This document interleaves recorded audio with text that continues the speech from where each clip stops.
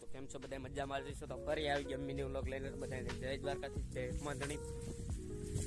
આપણે બીજા મામાના ખેતરમાં છે ને, આપણે એક મામાને ત્યાં પાણી આવતું હતું એ પૂરું કરી દીધું. હવે બીજા મામાને છે ને તુવેર વાટવાનું કામ ચાલુ છે. હવે પાકી ગઈ છે આપણે આવી તુવેર. આ તુવેર પાકી ગઈ છે. થોડોક બગાડ આવ્યો તો બગડી ગઈ ને, તો થોડીક પાકી ગઈ. આપણે વાટવાનું કામ ચાલુ છે. કામ ચાલુ કરી દઈએ આપણે.